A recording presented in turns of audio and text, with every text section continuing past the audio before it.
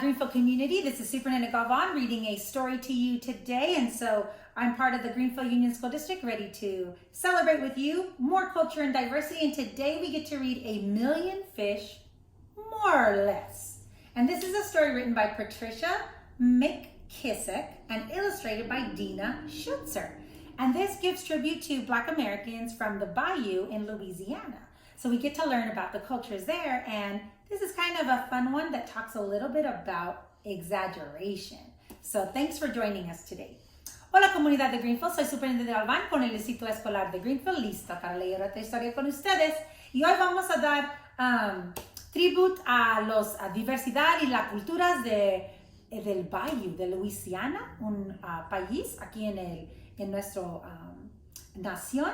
Y este se llama Millones de Pescados, más o menos. So, esta es una historia de las personas que viven en ese lugar de Louisiana, del Bayou, y una historia sobre los americanos que viven ahí. Y este es escrito por Patricia McKissick y ilustrado por Dina Schutzer. So, a ver, lo que podemos aprender es un poco exagerado de las historias que vamos a leer en este día. So, gracias por acompañarnos. So, thanks for joining us. We get to learn about exaggeration a little bit and have some fun. So, a million fish, more or less. So, let's see what happened. It was early morning on the bayou. Hugh Thomas had just tossed his line into the water when Papa Daddy and Elder Abijah came rowing out of the gauzy river fog. They were swapping bayou tales just like they had for years. "Morning to you," Hugh Thomas called as they pulled up alongside the bank. Papa Daddy started right in. "The elder and me was just saying that the bayou is a mighty peculiar place, you know. Take the time, it takes me back to 2003. Me and the elder here, we caught a wild turkey, weighed 500 pounds. Hugh Thomas's eyes filled with wonder. "Wow, that's a powerful big turkey." Quickly, Elder Abijah took up the story, adding, "As we were marching that gobbler home, I spied a lantern that had been left by Spanish conquistadors back in the year 1542. And it was still burning. After 350 years?" Hugh Thomas exclaimed in excitement. Papa Daddy lowered his voice to a whisper. Just when the elder, he picked up that lantern, the ground commenced to quaking, and the longest, meanest cottonmouth snake I ever did see showed up. Ooh, that thing had legs and went to chasing us. The hounds broke and run. I got tangled up in those ropes and the turkey got clean away." With a quick nod, he gave the story back to Elder Abijah. "About that time, a swarm of giant mosquitoes attacked us. I lost my footing and dropped the lantern in a pool of quicksand. Might near fell in myself. Of course, as you can see, I didn't then, 'cause I'm here now." Hugh Thomas studied on what the two old swampers had told him. Then he smiled. "Y'all are just funning, right? Did that turkey really weigh 500 pounds? More or less," said Papa Daddy, snapping his suspenders and winking his eye. "And was that lantern really over 350 years old?" Give a year or two," Elder Abijah answered, swatting a mosquito. "Was it really still burning?" "Well, let's just say it was flickering a bit." And with that there old tale, the two men rode away. They're funny, huh? I like these kinds of stories. Now Hugh Thomas was alone with only worrisome mosquitoes to keep him company. But it wasn't long before he caught 3 small fish. And in the next half an hour, he caught 1,000,000 more. Big ones, little ones, all sizes. The boy was so excited, he whooped with joy. Wait till Papa Daddy and Elder Abijah see this. Then, loading his magnificent catch on his wagon, he turned to leave.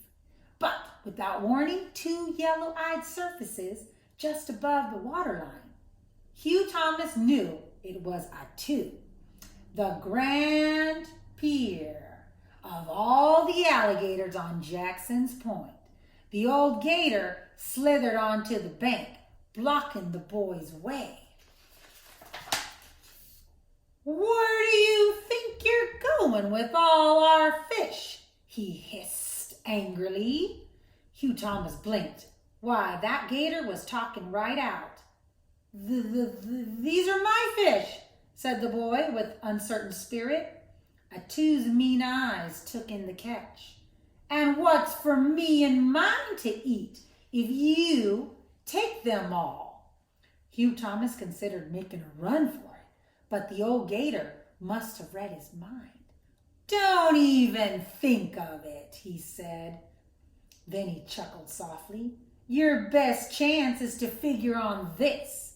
If 100 alligators, 100 feet long, can move at 100 yards per second, how long would it take us to get from this water to you and your wagon of fish? Answer now," he hissed, moving closer. "Oh no, not long enough for me to get away," Hugh Thomas thought, deciding that anything was better than tangling with a two. And all his kin, he solved the riddle by throwing a good amount of those fish back into the bayou. "You make the right answer," a two said. Then he turned and disappeared beneath the dark waters, along with the 100 other alligators who had just been watching and waiting. Hugh Thomas took a quick count and saw he still had close to 500,000 fish left. He followed the swamp path that was the quickest way to Papa Daddy and Elder Abijam's houseboat. Story had it that John Polet's pirate treasure was hidden there somewhere too, amongst all the cypress knees, but Hugh Thomas wasn't interested. "I've got my own treasure," he boasted. The air grew thick, hovering over the swamp like a big smothering hand. Then he still came. A terrible kind of silence with its own sound. The boy hummed and quickened his step. Something was stalking him, closing in fast. The ghost of John Polet. Maybe. No! Hugh Thomas was suddenly surrounded by an army of raccoons, led by the most notorious rogue of them all, Mosley. "By my leave," shouted the bandit leader, "we'll be demanding a toll, little sir, and ye wagon of fish there will do nicely." "Wait," Hugh Thomas cried. "That's not fair." "Not fair, says he," Mosley scoffed. "And what'll be fair to you? Half, maybe?" Hugh Thomas couldn't believe he was bargaining with a band of pirate coons. "Why, settled on half, mate, when we can take it all." Thinking fast, Hugh Thomas suggested, "Okay, a contest? That's it. We'll have a contest of some kind." Mosley laughed coarsely. "A contest it'll be. You win, we takes half the catch. I win, we takes all of it. Mind you, that's fair, and it'll be getting." The boy agreed, not knowing what to expect. Swords, pistols, wrestling, who knows? Then, to his astonishment, Mosley whistled, and two black bears appeared. Reaching beneath a huge swamp cabbage, the pirate pulled out a 20-foot snake. We'll skip rope, says I. And so the contest began. The bears turned the rope, and Mosley jumped. Hugh Thomas hadn't seen such fancy footwork in all his life.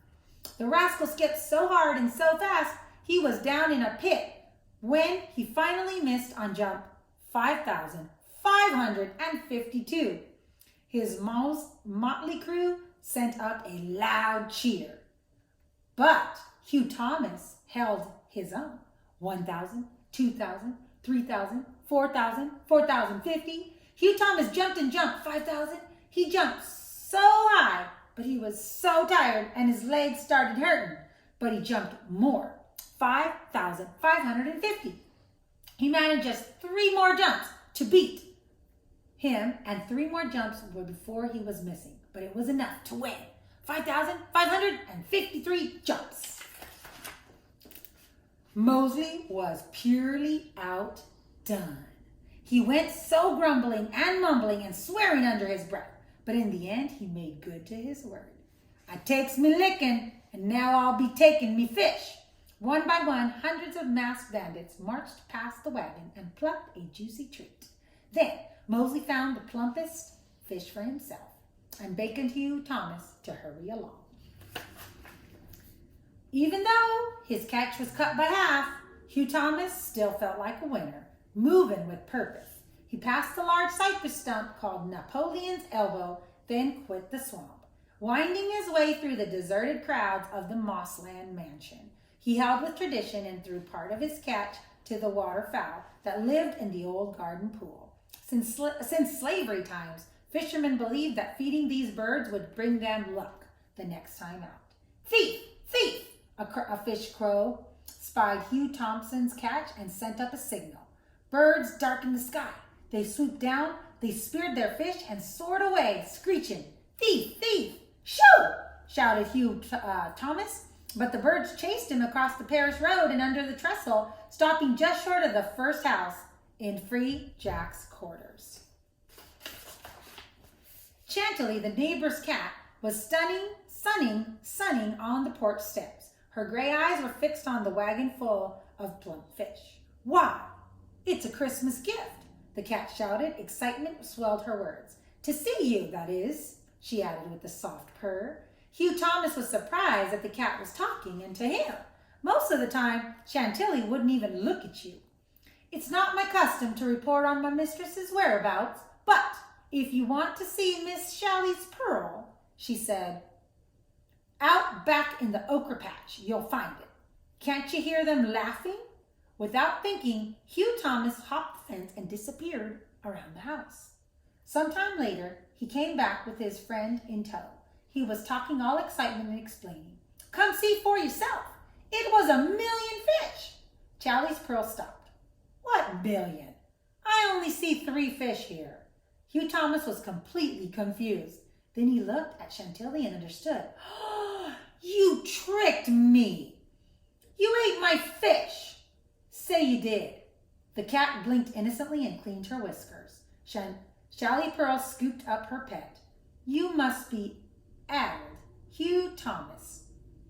Come tellin' that whopper when laying blame on my poor little precious kitty cat." And she marched away in a huff. Meanwhile, a chorus of Chantilly's friends meowed contentedly, and they licked their paws. With only the 3 fish left, Hugh Thomas followed the path back to the slough where Papa Daddy and Elder Abijah's houseboat was tied up. They were sitting on the front porch playing checkers. "Seems the bayou let you come. Way with a fine catch this morning," Elder Abijah said, smiling. "Best luck a fisherman can have is to catch enough for dinner," Papa Addy put in. "But I caught 1,000,000 more," the boy boasted. "Well, what happened to all them?" "Well, it's a long story." Papa Daddy pulled his straw hat down over his eyes.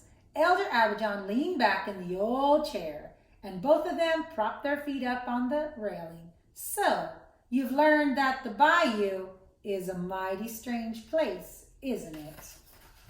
Tell us now, what is really 1,000,000? A smile broke over Hugh Thomas's face, and he winked his eye. More or less," he answered, and started right in on his tale. The end. Oh, that is such a cool story. So 1,000,000 fish, more or less, right? So thanks for joining me today. That was a cool tribute to the bayou. I'm Superintendent Galvan, loving to read stories to you. So thanks for joining us. Sending a really great big bear hug from our family to yours.